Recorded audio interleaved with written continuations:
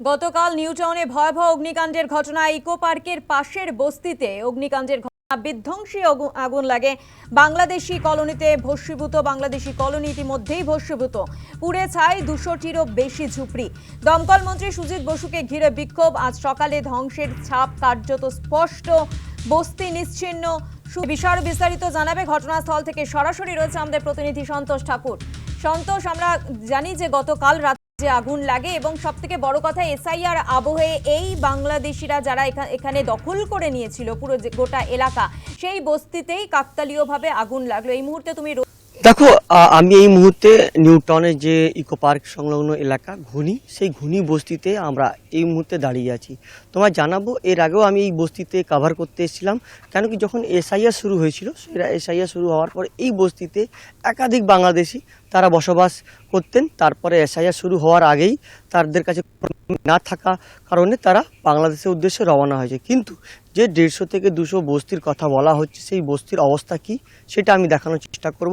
এই মুহূর্তে আমার সামনে ঠিক এই যে ঘুনি বস্তি, যে গতকাল সন্ধ্যে 6:30টার পর প্রথম আগুন একটি বাড়ি লাগে, তারপরে পুরোটাই জ্বলে যায়।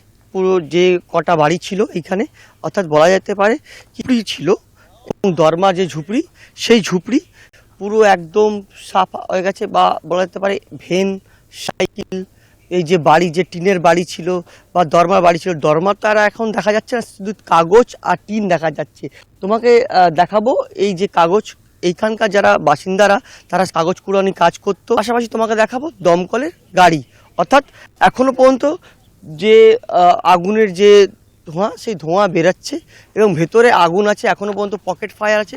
সেই পকেট ফায়ার নেভানোর জন্য দমকলের তদন্ত ঘটনাস্থলে আছেন।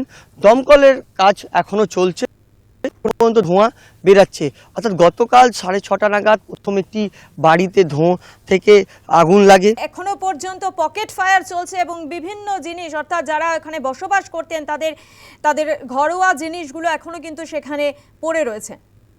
ধন্যবাদ আপাতত তোমায়। গতকাল রাত্রেই পৌঁছে গিয়েছিলেন ঘটনাস্থলে দমকল মন্ত্রী সুজিত বসু এবং তাকে ঘিরে রীতিমতো বিক্ষোভ দেখায় বাসিন্দারা। তিনি সেই সময় কি বলেন? আগে আগুন লেগেছে, স্থানীয় মানুষরা খুব সহযোগিতা করেছে, আর এখানে আমাদের বিধায়কও আছে, আমি নিজেও এসেছি। আমরা নেট পাম্প 20 করেছি, 20টা গাড়ির ব্যবস্থা এখানে করেছি আমরা।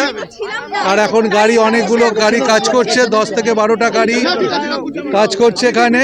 আর এখানকার মানুষ খুব সহযোগিতা করেছে। একটা বড় ঘটনা হয়েছে, আগুন লেগেছে, আমরা চেষ্টা করছি তাড়াতাড়ি এটাকে। আর এই বিষয় নিয়ে পুলিশ কমিশনার কি বলছেন একবার শোনাবো। অলরেডি 8টা ফায়ার টেন্ডার কাজ করছে, আরো আছে। কিছু জানা গেল কখন লেগেছে? আনুমানিক কত বাড়ি ছিল স্যার? না, এখন কিছু বলা যাবে না, আমরা জাস্ট এসেছি, আমরা দেখছি। প্রচুর পরিমাণে দাহ্য পদার্থ ছিল, প্রচুর পরিমাণে দাহ্য পদার্থ ছিল। এখন ডিটেল নিয়ে বলা হবে এখন ইমিডিয়েটলি।